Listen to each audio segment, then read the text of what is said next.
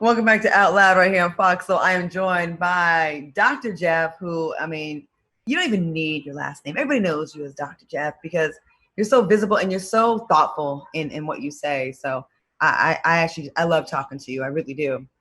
So I want to talk to you about relationships and in COVID and during this crisis because I've been seeing a lot of my people either go one of two ways. There's no middle. Either it's made their relationships much stronger where they're like, wow, I didn't realize how much I love this person and that I could be with them 24/7. Or they're like, get this mofo away from me. I can't stand them. I want a divorce or I'm breaking up. I can't stand them. I didn't know they were this nasty. I didn't know they were this fill in the blank. They didn't really know their person because they had so many distractions. So let's talk about, couples managing their relationship during lockdown and what it exposes and what are your thoughts on how COVID has been like a kind of like a test, a relationship test. Yeah, I think for people who are very ambitious in their relationships, have a lot of hope and love, and there is a healthier foundation. Just as you said, Claudia, COVID-19 has given them the opportunity and the time to build that relationship and make it stronger. There's nothing like, especially if you know what to do, having that one person that you're stuck with in your home saying, wait a minute, my friend Bobby is at home. He's calling me. He doesn't have, he can't get together with anyone. He's climbing the walls. He's begging for somebody to love him, but he can't do it. And I have my person right here. You know what? I'm going to take advantage of that. I see how good I've really got it.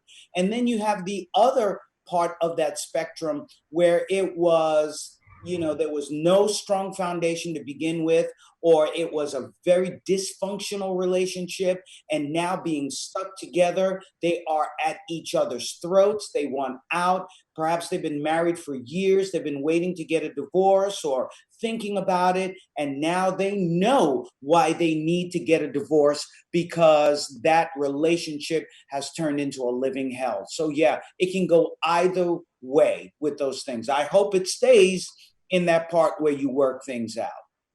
Cardi B and Offset, they announced their divorce, and I really like Cardi B. I really do. I think she's just. I like people that are just they're cool with their flaws. They embrace it. They just are who they are, and I think that's brave nowadays. And I read something about they said that before this they didn't really spend a lot of time in the same place because they were both so busy, especially her. And people are really kind of figuring out that I guess distractions have helped a lot of people have some longevity in their relationships. Kind of like, Yeah, I agree. And that's why it's really important that you have maturity when you're in a relationship. Let's face it, as you get older, you have the wisdom, you have the experience to be able to be married to someone like a Cardi B, or to a Claudia Jordan, who's not at home, who's working all the time. And so when you don't see them, you're not wondering, well, what are they doing? Are they seeing somebody else? Or now that I have this free time, maybe I can hit something on the side, hit it and quit it or whatever. Instead, that's where you show the importance of being faithful, the importance of supporting and lifting up that person, even if you don't get to see them for a couple of weeks or a couple of months because they're out traveling. Guess what? They're making money. They're building the dynasty. You're building your worth together, your wealth together. So, this is a time for you to be still, to be able to look at your life and where you can improve. And, to write love letters from the heart and tell them how much you miss them. But a lot of celebrity couples are not able to do that. Jealousy gets in the way, infidelity gets in the way, and then they end up ruining something that could have been really, really beautiful. So my heart goes out to both of them. I hope they can work it out. It sounds like it's not going to happen, but you know what? If you can make a marriage work, make it work. And if you can't make it work, well, then get a healthy divorce and learn from that divorce, learn from that marriage so that you can do better in your next marriage. Don't hate the player, hate the game. okay, I love that healthy divorce because I hate that when people like you. This is a person you said you love more than anybody else. You committed your life to them. Something goes wrong, you break up, and now that same person you love this much is a person you hate. And I'm just like, it just doesn't even make sense. It's almost like that person is dead to you. So let's talk about something a little bit more happy. Your book, Love Prescription, Ending the War Between Black Men and Black Women. Why did you feel like you had to write this book? Well, I think for a very long time, we let systemic racism, which has been dysfunctional for all of us in this country, impact our relationships as Black men and women. And, there was a time, and that book was written a couple of years ago. And at that time, there were some real issues where I just felt that Black men were not really loving Black women the way that they could. Our sisters were out there; they were doing everything. They did all the work. They were the ones who were holding the relationship together, holding the family together. If the brother wasn't in the home, making sure that she was raising the kids. Listen, our Black women are the foundation of all of our relationships. Of course, with same-sex relationships, that's a little bit different. And those relationships, by the way, just as healthy, if sometimes not even healthier than the heterosexual relationships. Don't get me started. But I guess the bottom line is that I think that Black men and Black women have actually done better. And I hope during COVID-19, as you talked about, this is an opportunity for us to really bring our relationships together, find the best in us, find the best in each other, bring our strengths and weaknesses together so that we can be a strong team being there for one another.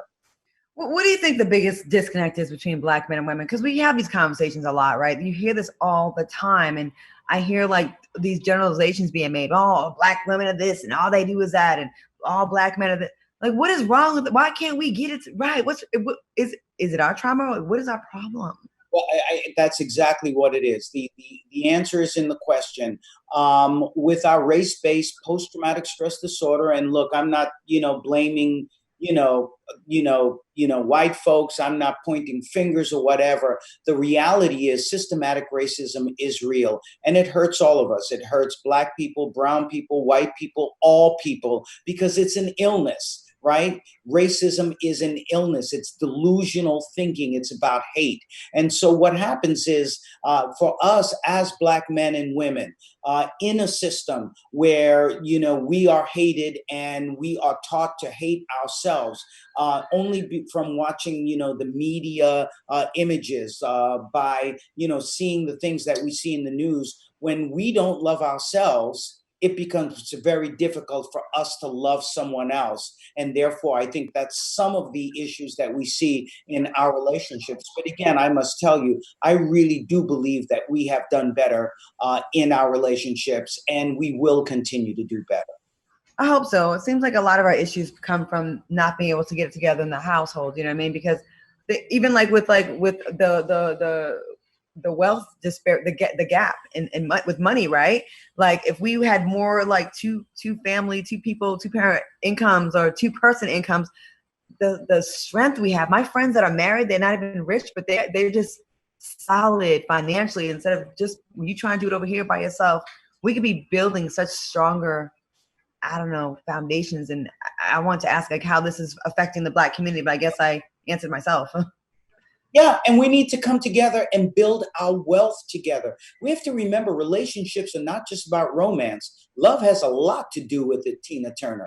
But however, we should also look at it as a business enterprise. How do I, who's a well-earning brother, and you as my well-earning partner, how do we come together to support one another, but build generational wealth so that we can put our children in the best schools so that they can do the best things for not just their family, but also for their race, uplifting the race. Not to sound nostalgic, but when President Obama was in office, I just loved having that example. And I felt like I saw an increase to me. Maybe I'm wrong. I felt like I saw an increase of people proudly, like Black love and couples. And I don't know, maybe I was just looking for it, but I loved having that example for us to see, I agree. And we see a lot of that missing in the current administration. There's no love there. If you remember, Obama used to have those concerts at the White House. all sorts of music, soul music, country music, jazz music. It was about a lot of fun. It was a lot, it was about being classy like Freddie Blassie. And what we've seen in this particular administration is just divisiveness and hate. And I believe that has hurt all of us, not just black and brown people, but white folks too. You cannot rule by hate and divisiveness and expect us to be healthy in one of the biggest crises that we are experiencing with COVID-19 and all the aftershocks that go with it. We need some love. We went from having a president that would grab his women by the hips and show love and really look like he loved his wife to a president whose wife she doesn't want his hand to even touch her hand. So it's a whole different thing. Before we let you go, Doctor, we have some questions from our viewers, and they would love to ask you some questions. So we have 5 quick questions we want to get to. Number 1, is there a disconnect when couples choose to sleep in separate beds? Look, some couples have to do that because you have one member of the couple who may be a starfish, and they may be having some sleep issues, dysfunctional sleep, and therefore they need to be by themselves. That I understand, but they should sneak into one of the beds in the middle of the night, make some whoopee, and then go to the separate corners. But I think it is healthier when people sleep in the same bed if they're able to. Okay, very nice. Number 2, how often should you forgive a person that cheats in a relationship before you call it quits? If it's a person who is a serial cheater and number 2 cannot understand why they are cheating, I think that you're just betting on a losing horse at that point, and you need to make like Mercury and run and make like a tree and leave. There are some people who will not forgive after the first time, and I totally get that too. And some who see it as a reason to really work on their relationships. How do both people take responsibility? Can cheaters change, or are you just a cheater? Is a cheater just once a cheater, always a cheater, or can cheaters change? Cheaters can change if they get psychotherapy and if they look at why they were cheating, what was the reason, and make a commitment to stop cheating right then and there. The person who tells you, no, I don't want to go to therapy, or I'm working on not cheating, or they constantly keep falling into a situation of cheating, whether physically or emotionally, that's a person who I think you may not have a very good future with. Now, this is a viewer question. This is not from me, so don't get mad at me, fellas, in the comments. But why do you men cheat? That's a viewer question. I think men cheat because they are very insecure about themselves. Someone wrote a book called Men Don't Heal, They Hoe, something like that. As men, we are not socialized in order to be in touch with our feelings and talk about our hurt. And so instead, what we do is we self-medicate with affairs, with cheating. And certainly, I think that's why it's important that someone who's involved in cheating and self-destructive behaviors in that way, destroying their relationship, destroying their partner, destroying themselves, bringing innocent people into a dysfunctional relationship as part of that affair, those people really do need to get help. Do men do it more? We think they do slightly. Women are starting to catch up. But certainly it is a sign that there is something going on as far as self-esteem and long-standing psychological issues. Okay. Do you have to be to be married in order to be in a successful relationship nowadays? I don't believe you have to be married. I believe that you have to be committed, because we have many long-term marriages. They stay together, but the relationships are not successful. And you have a lot of people who have not been married, but they've committed to one another. They've been faithful to one another, unless they decide to have an open relationship. And, there are rules to follow with that, because you can even cheat in an open relationship. But no, you don't have to be married. As an ordained minister, I would like to see you married. But if you don't want to be married, I completely understand that. And whatever makes you happy, whatever floats your boat is great. Let me share a secret with you. The person I've been with for the past 5 or 6 years, we are not married. We never got around to it, but we are committed to one another. We have 2 babies, and we're raising all of 6 of my children, and it's been the relationship of my life. You got 6 kids, Dr. Jeff? You've been getting it in. 6 kids, 27, 26, 19, 17, 5, and 3. And you know, I'm going to be 65 next year. So, you know, thank you, God, for giving me love in my heart.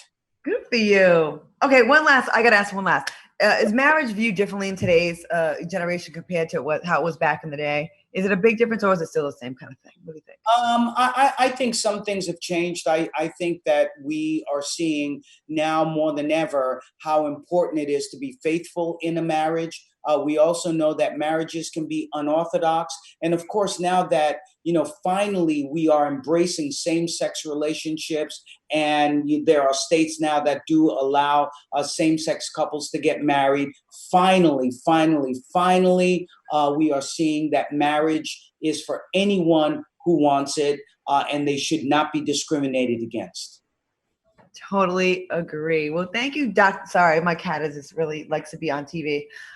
Thank you. This is a good chat. I think this is I love the that mainstream. I guess I would say not mainstream. Black folks seem to be caring more about their mental health and putting an actual effort into it, and not just, you know, brushing it under the rug, sweeping it on the rug like it's no big deal, or I'm strong, I can handle it. I love that I'm seeing more and more people kind of take this seriously. Absolutely. And they're getting a lot of premarital counseling. They're working out their issues. They're asking all the right questions beforehand, so they're not going in with eyes wide shut. Dr. Jeff, it was a pleasure. What can fans expect from you next? I know you're always somewhere. You're working your behind up all the time. You're always out there, very visible. Love it. Well, I think I'm going to really engage more in my being an interfaith minister. I actually attended seminary when I had my midlife crisis, Claudia. Instead of getting involved in an extramarital affair, I got involved even further with God. So I am going to be flexing more of those religious muscles and giving my life over to the Lord more and more and more every day. Much, much less of me and more of Him. Wow. You are amazing. You really are. I want to thank Dr. Jeff for joining us tonight. It was so awesome to see you and to catch up with you. And thank you so much. I wish you the best. We're going to look out for all that you have going on.